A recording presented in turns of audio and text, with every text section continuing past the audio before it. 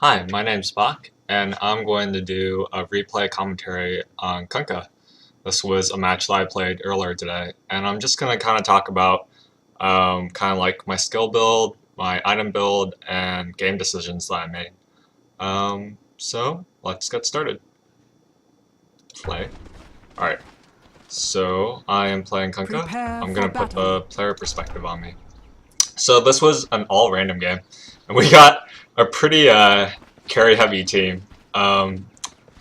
So we were trying to figure out what our lanes were going to be, and we decided that I would head mid, and then BS was going to jungle, Ancient Apparition and DK, Dragon Knight were going to head bot, and the Chaos Knight was going to go solo the off lane, which makes our lanes kind of so-so.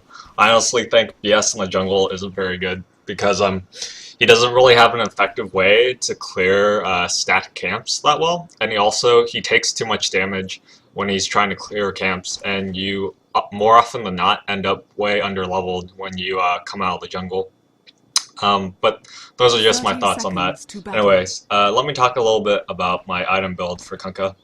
I decided to go Tangos, 3 branches, and bottle. I was really debating about getting the bottle or not, because I felt like Kunkka doesn't really need the bottle sometimes.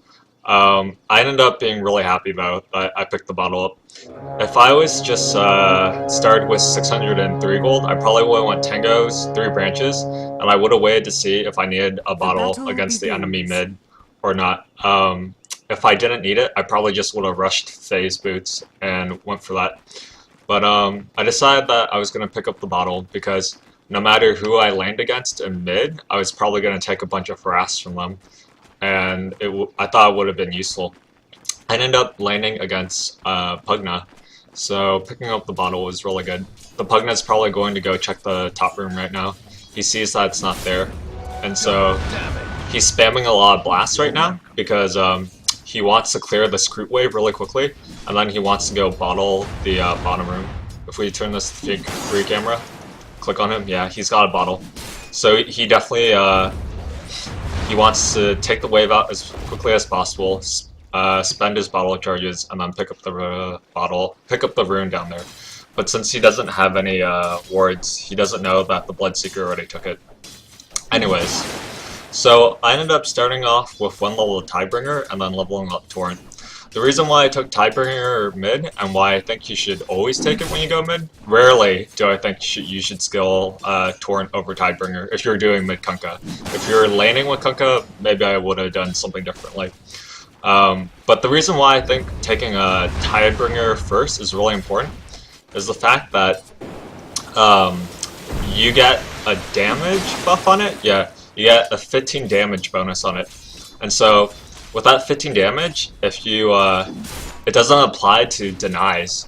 So if you have the effect on, like your sword is glowing blue and bubbly basically, and you have that plus 15, it's you can use it to deny. So you end up starting with like 62 plus 15, and that will help you deny your opponent basically. And I'm gonna max Tidebringer because I think that is the way to go basically. Getting the plus 60 damage at level 7 is crazy. That's like a free Sacred Relic basically every 4 seconds, and you have this huge splash range to it. I took some notes on Tidebringer. This was basically off the Dota 2 wiki, and let's see. An interesting thing to note about the Tidebringer and the type of damage it does, it's like, so if you hit your target, basically it deals damage, and it gets reduced by the target that you hit by their however much armor they have. So they take armor reduction on hit, but then all the units that get splashed from Kunkka's Tidebringer take all the damage without the armor reduction basically. So say Kunkka deals 100 damage, he hits his target, and that target has 30% armor reduction. So he's going to do 70 damage to the target that he hits, but all units that gets hit by the cleave damage actually end up taking 100 damage. So I think that's really interesting to note. All units besides siege tanks though, because siege tanks have an armor type where they get it gets reduced basically by splash damage, and that's only siege units that you really have to keep in mind. So like heroes, creeps, they're all gonna take 100% damage off the cleave from Kunkka's hit. So, anyways, another reason why I really like going Tidebringer and maxing it out, especially when I have this model, is that it helps me control the lane, and I really want to push the lane as far as possible into Pugna's mid tower when it becomes like every 2 minutes. He's actually gonna gamble and try and get the 4-minute rune, but it doesn't pay off and it ends up being top, and I get it. But yeah, so it's like, because he gambled for that rune, he also lost all the experience and the gold, the potential gold that he could have gotten if he stayed in lane, because this tower was attacking it down. So I get pretty lucky in a way. Well, I knew the rune wasn't bottom because we have this observer ward, which is really important. So I go grab it, and double damage is really good on Kunkka because you can do double damage into Tidebringer. I accidentally picked up 1 point and X marked the spot. I leveled up and I wasn't really paying attention. I would have definitely put another point in Tidebringer, and that kind of screws my skill build up a little bit. I forgot if at level 6 I end up taking Ghost Ship or I take a level of Tidebringer. I would always take Ghost Ship at level 6, but because I screwed up on X marks the spot, I took another level of Tidebringer. I figured I don't even really have the mana to cast Ghost Ship anyway, and my Ghost Ships never hit, so what's the point of skilling it, right? Anyways, so that's something. Let's see, is there anything? Oh yeah, I wanted to talk about the radius for Tidebringer. So it's really misleading because if you mouse over Tidebringer, it says that the radius for the damage or the radius for the cleave, it's 500, 500, 600. And then when you mouse over the tooltip, it shows you the circle of how large the range is. But Tidebringer actually doesn't hit any units behind you. And what it really looks like, it's what it's showing is that if X is Kunkka, and then, so the tooltip is showing, right, there's a circle around you, and that's 500. But what Tidebringer, actually, the radius is if X is Kunkka, the radius is something like this. So it's actually 1,000. And by the way, I got this tip off of Reddit. I wish I remember who posted this so that I could give them credit for it. But I forgot. But he pointed out basically that really Tidebringer Splash is 1,000 units basically, because they put the center of this this radius outwards, and this is 500, and that's 500. So it's really a huge area in front of him. And then at level 4, yeah, at level 4 it becomes 1,200. So it's that. So I think that's really interesting to know. I don't know if you guys can see that, but hopefully you can. I hope that explanation made sense. Anyways, back to the game. I'm gonna put this back onto player perspective.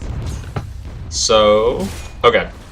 So I maxed Tidebringer first, and then the next skill that I want to max is Torrent. Arguably, you could probably take 2 levels in Torrents, and then do 2 levels and X marks the spot, but I always feel like I'm really mana constrained, and so I usually skip it and end up just maxing out Torrent instead. I think if you're a better Kunkka player on me, I think going 2-4-2 for your skill build is acceptable. But I'm basically hoping that I get lucky with my Torrents and land them. Some things to note about Torrent is that it has a cast range of 1,500, which is huge, as you can see by this AoE. What else? Oh, the damage that it does happens over many instances. So it's basically a multi-hitting spell. I'm really tempted to say it hits 10 times if you hit it if you hit your target with it. And even though it hits 10 times, it still does the damage that it says 120, 180, 240, 300. It just does that over a really fast period of time. But the reason why that's significant is that Torrent is really good against certain moves where multi-hitting's very valuable, I guess. For instance, TA's Refraction, she gets, I think, 4, 5, 6, 7 maybe off of it. But if you hit TA with a Torrent, it immediately dispels all of her refractions because Torrent is a multi-hitting spell. Another example would be Tree and Protector's Tree Armor, where it goes 4, 5, 6, 7. Maybe that's the one that goes 4, 5, 6, 7. I forgot what TA's is, but you get the point. Basically, if you hit a target with Torrent and they have Tree Armor, or if TA has Refraction, it's going to get rid of all those instances in one go. So I'm maxing out Torrent. Something I wish I would have done, but I didn't really do in this game, is that I wished I animation canceled my Torrent. Oh, I went to go hit that range group there because I wanted to hit the Pugna. By the way, I bought Observer Wards because it didn't seem like anybody on my team was going to buy Observer Wards. So I really wanted to place an Observer Ward to watch the room, so I knew... yeah, Pugna asked if I have a ward up there or not because I hit him twice where he put up his nether ward here and I splashed him to the right. And there's no way I would have known that unless I set up an Observer Ward. So, yeah, I set up this ward because I wanted to get vision of high ground, so that I knew where Pugna was, so that I could always hit him with the splash damage off of Tidebringer. So I was talking about Torrent, yeah. I wish, something that I did in this game, I wished I animation canceled Torrent more, where it has a really long animation to it, where basically Kunkka will lift his arm up into there, and if your opponent sees where you're casting it, it's very obvious that it's coming, basically. And so, if you can animation cancel at the point where he puts his arm in there. So he'll put his arm into there and then retract it, so it looks like you're casting Torrent, but you're not really. And you can do that to like mind game your opponent, but that's not something I did, which I really should have done. Anyhow. A little bit on this Phase Boots pickup. I think it is the correct choice to go on Kunkka because it gives you, one, the movement speed's really good. Nice. I hit him with the Torrent and the bow. That like never happens. I knew I could be aggressive here because I had an Invis rune in my bottle, so that if something didn't go well, I could just cast Invis and then I'd be okay. Oh, I didn't even notice that they had. Thanks to you. I didn't even notice that they had an Observer Ward up here. This looks a little ugly. By the way, I'm playing this game with my friend Clinks Eastwood. He was way out of position there. Rupture. And so he died because of that, basically. Anyways, let me put this back on player perspective. I was talking about my Phase Boots pickup. I think Phase Boots is the boots to go on Kunkka because the burst movement speed is really invaluable, where you can just run up to the creep line. You can Phase Boots up to the creep line, hit a creep, and then run back really quickly. So that's one reason why I really like it. And the other reason why I really like it is that you get the plus 24 damage, and that's a significant amount of damage to add on to Kunkka's damage, which basically means that your Tidebringer is going to do more damage when the cleave off your Tidebringer is just going to do a lot more damage, as opposed to getting something like Power Dreads. Especially since Tidebringer only procs every 4 seconds when it's not on cooldown anymore. Ooh. I think this is where I land my ghost ship, maybe? I don't know. I'm really bad at landing this move. Oh, that's right. Dragonite says he was gonna bait them, so yeah. I'm really surprised I hit him with that ghost ship. Anyways, so yeah, Phase Boots as opposed to Power Treads, especially since Tidebringer only hit procs every 4 seconds, so there's not much point in getting a lot of attack speed on Kunkka. You're basically looking to hit big and then go home, kind of. So you want to make sure you deal as much damage as you can off of that first Tidebringer strike. We're just defending mid here. So, Torrent, I explained Torrent, was there... Oh, let's watch this really good. What I should have done, well, both Bloodseeker and I made a mistake there. Basically, what Bloodseeker should have done after he ruptured the silencer and he saw that he was getting life drained by the Pugna, he should have cast Blood Rage on the Pugna to silence him so that he couldn't cast it anymore. Or alternatively, I should have cast X marks the spot on the Pugna and then X'd him immediately. And X marks the spot cancels channeling spells like that. It's actually, it can cancel, if Enigma's doing Black Hole, I'm pretty sure the range on X marks the spot is long enough. Yeah, it goes up to 950 at level 4. Even at 800, I think it's long enough where you can stand outside Black Hole range, X marks Enigma, and then activate it, and that will cancel the channeling off of his Black Hole immediately. Sorry, I got kind of entranced about what was happening on the screen. So, yeah, that was a mistake that we made there. Oh yes, and that's something cool to note about X marks the spot, basically. Let me kind of explain that move. I didn't really write much. Hold on. So, like, the Kunkka combo basically is X marks the spot somebody, and then cast a torrent over the X marks the spot through Gylandus. Yeah! Run up to a creep? Nice.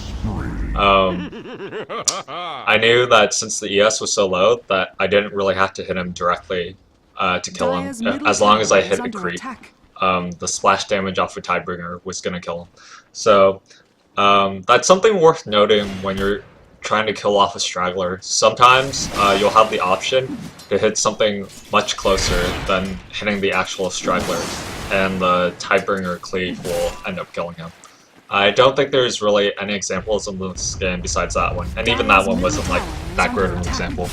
But yeah, I think that's definitely a thing you should know when playing Kunkka. X marks the spot.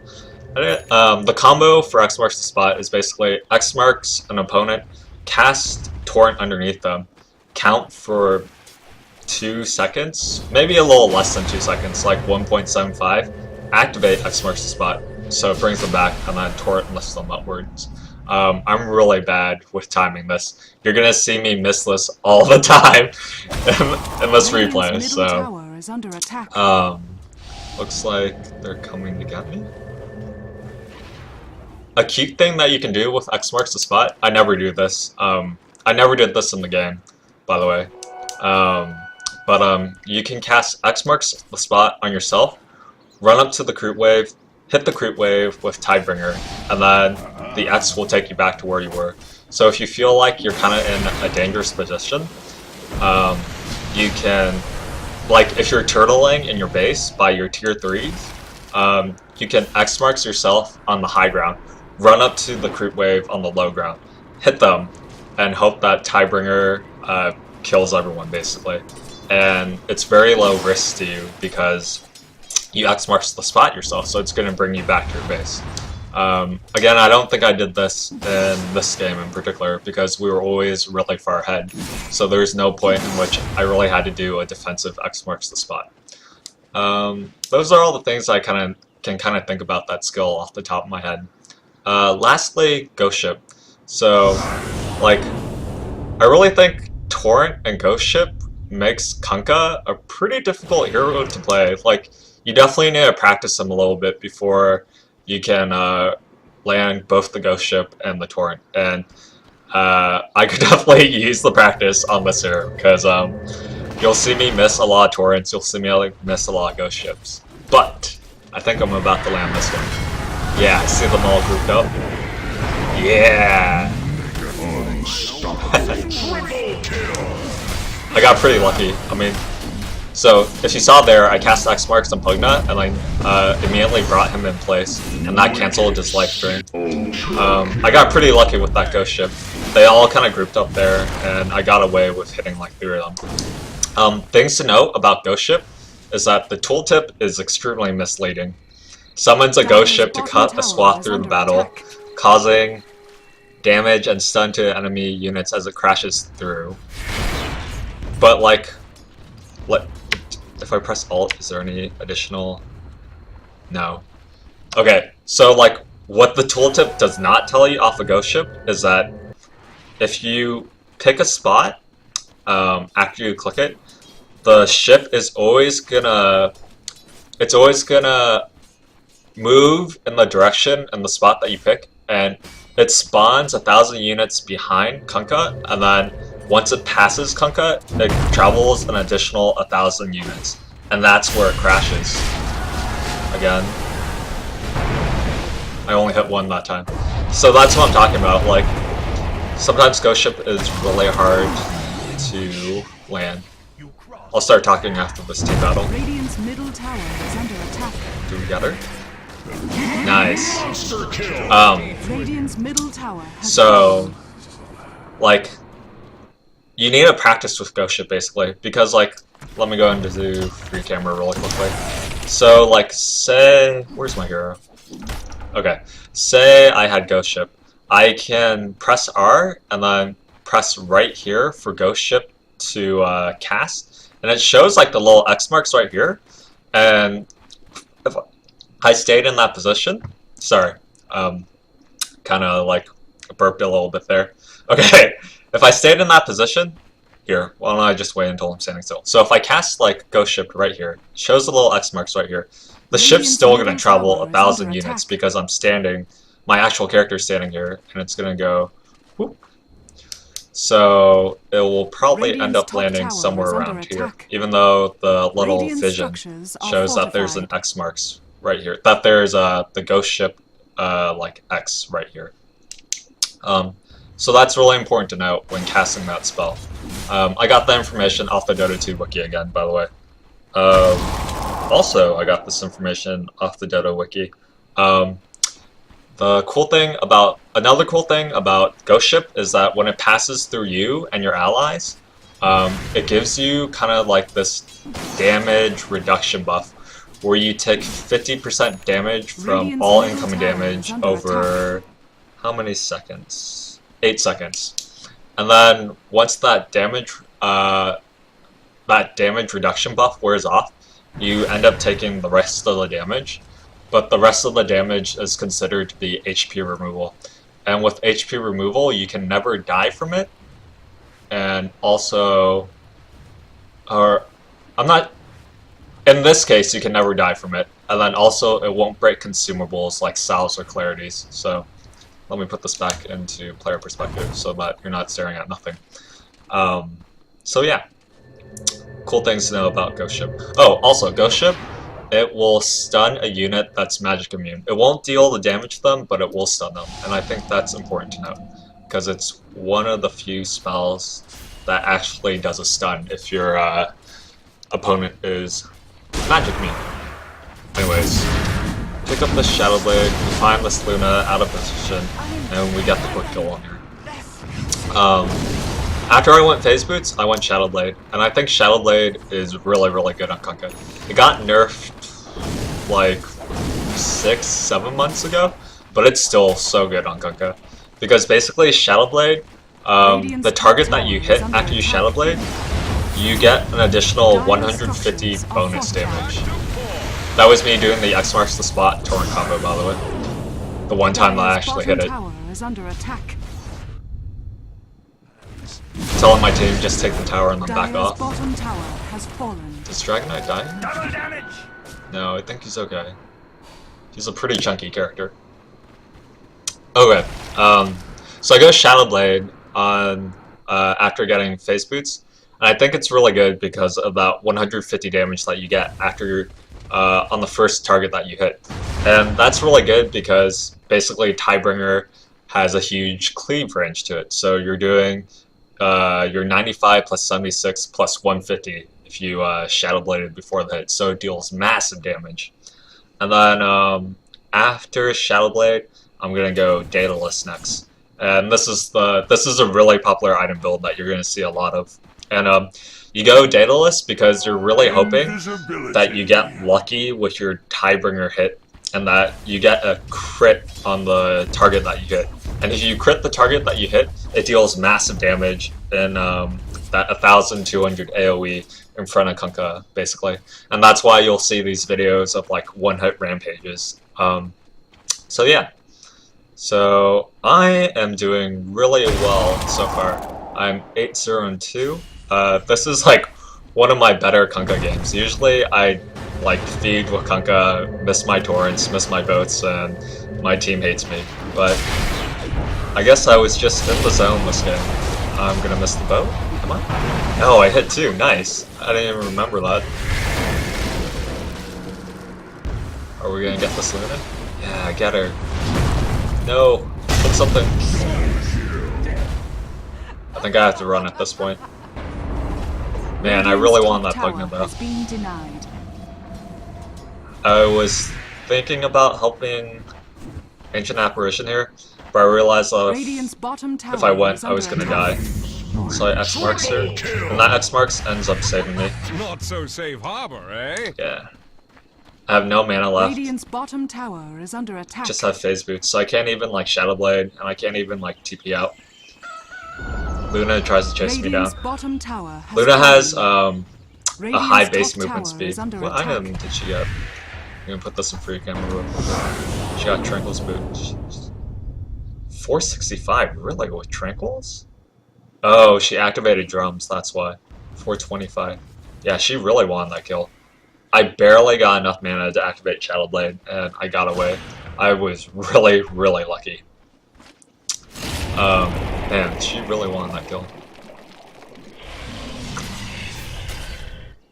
See, I don't know if that's a mistake for the Bloodseeker to do. If I was playing him, I probably would have casted Blood Rage on the Necrolyte so that he couldn't cast Q or R. But, maybe in that situation, him casting Blood Rage on himself was the better idea. But, I don't know. Both of them ended up living, so it was alright.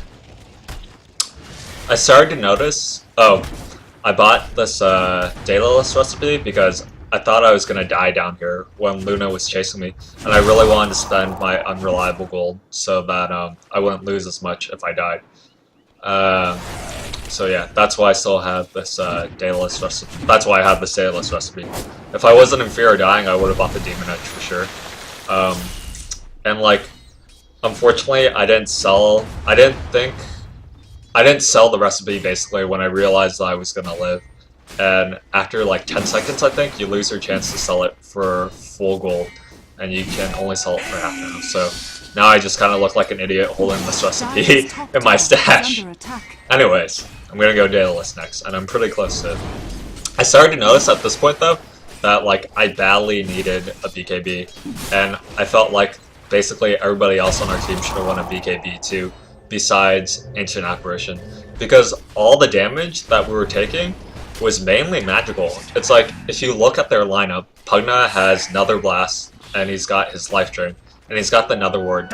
I'm pretty sure if you BKB, Nether Ward doesn't deal damage to you, but I might have to double check on that, but I'm pretty sure it doesn't. So yeah, Pugna, he's got Nether Blast, he's got the Ward, he's got Life Drain, Necrolyte, he's got Death Pulse, he's got Reaper Sight, Silencer, he's got Last Word, and he's got the Curse of the Silent Earthshaker's got his Fissure and his Devastating Ultimate. His ultimate actually will still do damage to you if you BKB, but it doesn't deal all the damage. Basically, the first hit of his ult will not deal any damage to you, but all the secondary bounces that he gets off of Echo Slam, that deals damage to you if you're BKB'd. I think that's how it works. And then Luna, the majority of her damage is going to be her Eclipse from early game to mid game. So like, I see that, I pick up the Daedalus here by the way. I see that most of the damage that they deal is going to be magic damage, and I realized after getting this Daedalus that I need to go BKB. You might be able to argue that maybe I should have went BKB before getting the Daedalus, but I feel like if you do that, you're gonna have a very ineffectual mid game. Cause like, yeah, sure, it's great. You're BKB, you have 10 seconds of magic immunity, but you're probably gonna deal like a quarter of damage off of your right click a quarter of the opponent's health off of your right click when you hit them, and then after your magic immune's up, you're pretty much dead, and you didn't really contribute that much to the team fight. But if you get a Daedalus, especially when I'm way ahead like this, if I get a lucky crit on them, they're either dead or most likely dead. This is an instance where this Bloodseeker should have casted Blood Rage on this Necrolite. He caught him out, and then he let the Necrolite cast Death Pulse on him and Reaper Sight. But like, he really just should have casted Blood Rage and then right-clicked him to death. And now this Necrolite is talking crap to him. Anyways, so I think picking up the Daedalus is the correct choice here instead of going BKB first. But now that I had the Daedalus, I know that I have to go BKB next, so that at least that after the initial Tidebringer hit, I won't immediately die right afterwards. And then if I have 10 seconds of magic immunity, I was watching to see if I hit her with that or not. If I have that 10 seconds of magic immunity, 4 seconds later I can hit everyone again with Tidebringer, and then another 4 seconds later I can still hit them all again. So it'll allow me to get more hits off the Tidebringer. Again, I should have casted X marks the spot on that Pugna to cancel his lifesteal immediately. What is that move called? Life Drain? Hold on, I'm gonna check really quickly. To cancel his life drain immediately, but I didn't. He might have had an Ags actually, so yeah, he does have an Ags. So if I cast X marks the spot, it doesn't really matter because Aghanim's on Pugna, he has no cooldown on his ult. But it's something to keep in mind basically. When you see anybody channeling the spell, you want to try and cancel it with X marks the spot. If you're not, that is, if you're not using the X marks the spot for anything else. Let's see, back to player perspective for me. My friend Clinks Eastwood lands a pretty nice ultimate, but he doesn't kill anybody with it. So here we're just trying to take the tower. See, that was me missing my torrent combo. Oh gosh. Like, that's usually how my games of Kunkka goes. I like cast X marks the spot on somebody, cast my little torrent thing, bring them back, completely miss my torrent, and then they get away, and I usually end up dying. It was good that the DK was there to follow up with a stun. The cool thing about X marks the spot though is that if you catch an opponent out of position, they're gonna die, especially in a situation like that where the silencer got way too close to the tower. I saw him, I X'd him, and it allowed the 5 of us to just move in and get the kill. It's kind of like Disruptor's Glimpse. If somebody's out of position, you just glimpse them and then you kill them. So that's a nice thing to note about X marks the spot. So you see that I am working on my BKB right now with this Ogre's Club. I'm gonna pick up a Mithril Hammer, then I'm gonna pick up the recipe. Clinks Eastwood lands, good AA ulti, but we can't really follow up with anything with it. CK gets his armlet. DK is building into Assault Cuirass. I think at this point, if it was me, if I had Power Tread's armlet, Helm of the Dominator, let me go back to myself. I would have went BKB right afterwards because you already have a lot of damage with the armlet and the Helm of the Dominator, and again against this magic lineup, getting a BKB is really useful. He ends up going Assault Cuirass, and that's also another fabulous item to get on Dragon Knight. After the BKB, I probably wouldn't want Assault Cuirass. And like, he goes Assault Cuirass first, and it ends up working for us in this game. But I think that's kind of risky, and it would have been much better to get BKB first, because it would have just allowed us to dominate completely in team fights, no question about it. Especially since we're ahead right now, so like, if we just engage them on a 5-on-5 and our main carries magic immune and all their damage is the source of the majority of their damage is all magic, like, we're just gonna stomp them completely. Anyways, We're just kind of farming right now because we're all greedy and we have a 4 carry lineup build, so we can farm. I'm trying to see if I can get lucky and get a crit and kill them all. Do I? Yeah, I do get a crit. And I get them down to... I didn't see that there was 4 there. I was trying to go for the kill.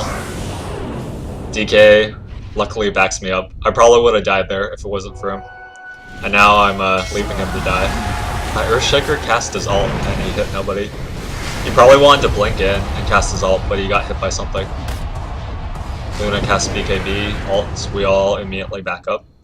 So like, ES and Luna just blew their ults, and we should go fight them now. I'm coming back to recover my HP and my mana. So yeah, that could have went really poorly for me. I could have died really easily. The BS is chasing them down. Nice. CK gets a kill off Luna.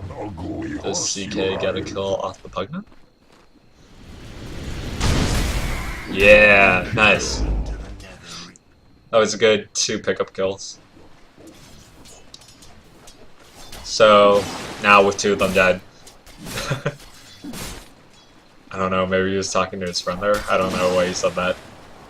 Now with 2 of their heroes dead, we're gonna push and take their T1 top. Got my Mithril Hammer, so I'm about 1,000 away from BKB. Yeah. Let's see, does DK have his assault? He's close to it. Dire's top tower has fallen. Sanjin Yasha. I also would have liked if the BS and the CK also went BKB. But yeah. Not completely necessary, since we're doing pretty well. I'm 805? That's surprising. I thought I at least died once by now. So we're just farming right now. I think I'm gonna speed this up a little bit because I believe we just farmed for a good like 5 minutes or so. Looking through their camps to see if there's anything that I can jack. Gonna go look for a rune. Pick up a lucky haste rune. And I go mid. So yeah, again, we're all just like farming right now. And since we have a very carry heavy lineup, let me put this back in notes. Again, I missed my X marks the spot torrent combo. We kind of just left the DK to die there. Okay, so, or we left the Chaos Knight to die there. Okay, so what happened was, I saw the Luna, and I thought she was the only hero there. And so I was like, okay, I can take this Luna, especially at the haste rune. And then the Ancient Apparition and the Chaos Knight comes to back me up. And then all of a sudden, all their allies appear out of nowhere. And like, I completely abandoned the Chaos Knight. Like, I just book it as fast as possible. Poor guy. I remember telling him in chat, or I think it was voice chat, maybe? I remember telling him that I was really sorry that I just kind of abandoned him there. Trying to see if I can get a kill off this Necrolite. Missing my X marks the spot torrent combo, because I am good at this game. Extremely good at this game. Again, this DK is assisting me with the kill.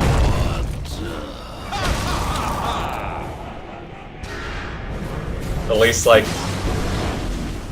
3 of the kills that I have gotten, at the very least, have been because DK has followed up with a Dragon Tail stun, and I like missed my X marks the spot torrent combo.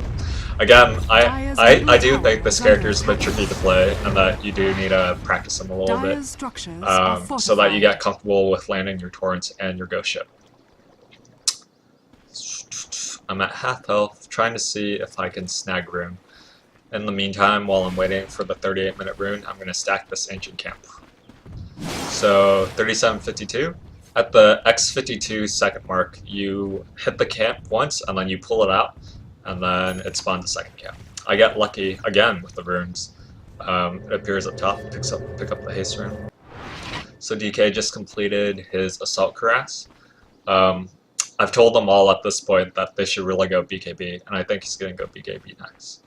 After my own BKB, I was kind of confused as to what item I should go next, because usually I don't really get to the point with Kunkka where I have to build something after the data list. Usually Everyone's either dead on their team or everyone's dead on my team, and we're about to win or we're about to lose. I ended up going with Monkey King Bar, which I don't know if that's the right choice or not. I was trying to think about what other options I could do for my items, and I was thinking, well, I could do Battle Fury, I could do Armlet, I could do Monkey King Bar. Ooh, big fight. CK was farming their ancients, which was extremely risky, and he basically was way out of position and should not have been there. And he paid for it, basically. Got caught out and died.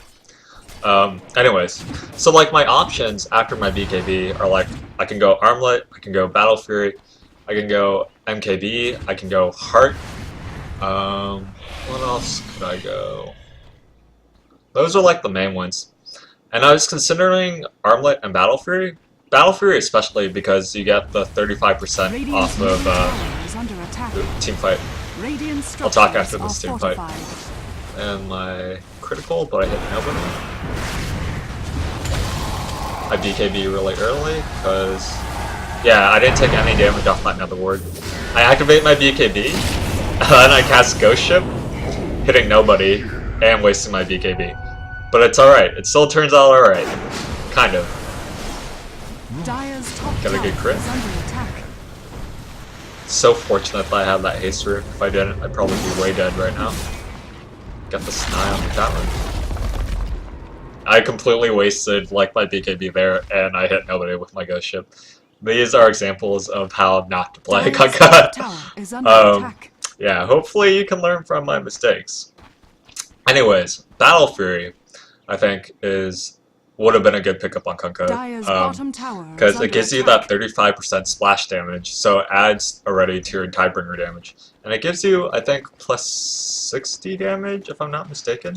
Can't open the shop. It's like plus 60 or plus 55, so it gives like pretty good damage. And then Armlet also, it gives you plus 60 damage, and it is cheap and efficient to make.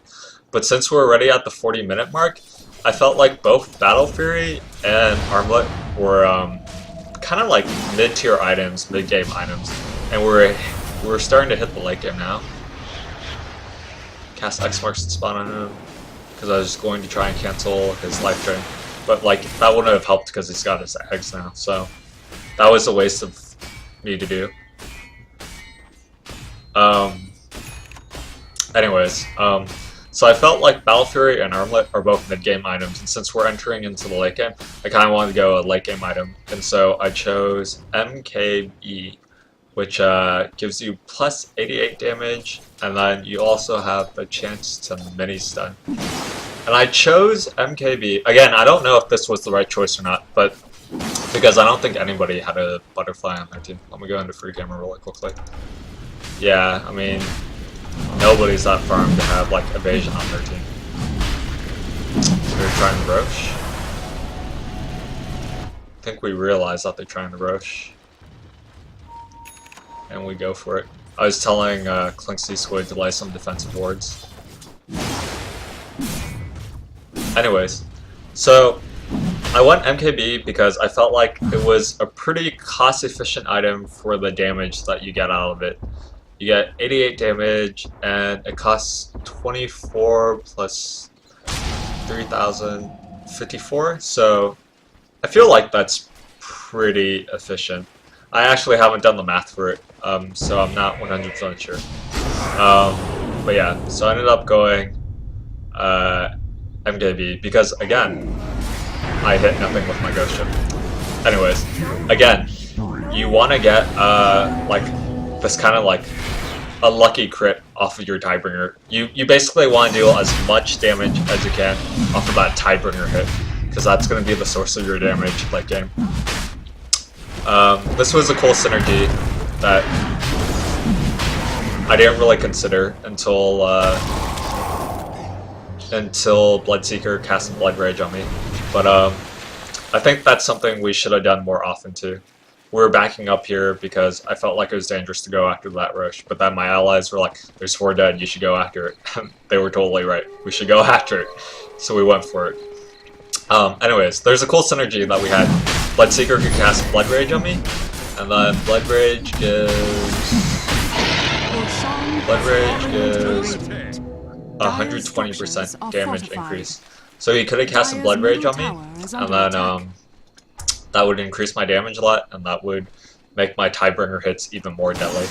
But we didn't really abuse that, because we weren't really thinking about it.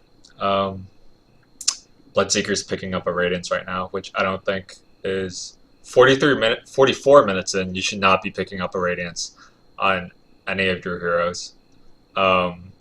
Unless, like, every enemy on the team has a Blink Dagger or something, so you need that AoE burn to make sure that they don't blink, or like everybody on their team went Armlet or something. So maybe in like really niche situations would you get a late game Radiance, but like other than that, like you really shouldn't be going for a Radiance past like I think like the 20-minute mark, because if you get a Radiance at like the 25-minute mark or 30-minute mark, it's just not really worth it.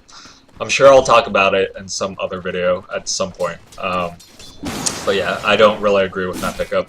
Bloodseeker should have went BKB after his Sanjin Yasha. Even maybe before his Sanjin Yasha, after his 4-staff, he should have went BKB. But, oh well. It still ends up working out for us just fine. So, I'm doing 909 without the Tidebringer for my crits. So I'm dealing pretty good damage right now. I still haven't died? That's amazing. Okay. I totally felt like I died at some point in this game, and I thought it was in the mid-game somewhere. I usually do not have the game going this well for me as Kunkka. Anyways, with the Aegis, we can push, and we're like way far ahead on EXP and gold, and the DK has this BKB, so we're just gonna completely destroy them in the team fight. Yep. Yeah. So like I was saying, once our DK got BKB, like we're just gonna completely dominate them because they can't do anything about it basically. Yeah. We got their rats, and it's pretty much a good game from here. I think we go straight for the throne because there's 4 dead. They can't stop us. Yeah, we go straight for the throne. So yeah, that is my explanation of this game. Again, I don't know if the MKB was the right choice or not. I don't think going Heart would have been a good idea, because Heart doesn't really give you that much damage. I didn't really care, like, tanking the tower hits since I had the Aegis, so like I didn't really fear dying, basically. I don't think Heart would have been that good, because I didn't really need a tank up that much. We had the DK for that, and like it doesn't give you as much damage as other items can. So it was alright, but I will have to research, I guess, and read up about maybe better alternatives to go at that point. But yeah, that was my game as Kunkka. This game went really well for us. I went 12-0 and 11. Okay. I was almost sure that I died in this game, but I had a really good game, despite the fact that I missed all like my X marks and torque combos. But I hope that helps. If you like what you see, please subscribe to my channel or follow me on Twitter. And yeah, that's it for now. Bye everyone.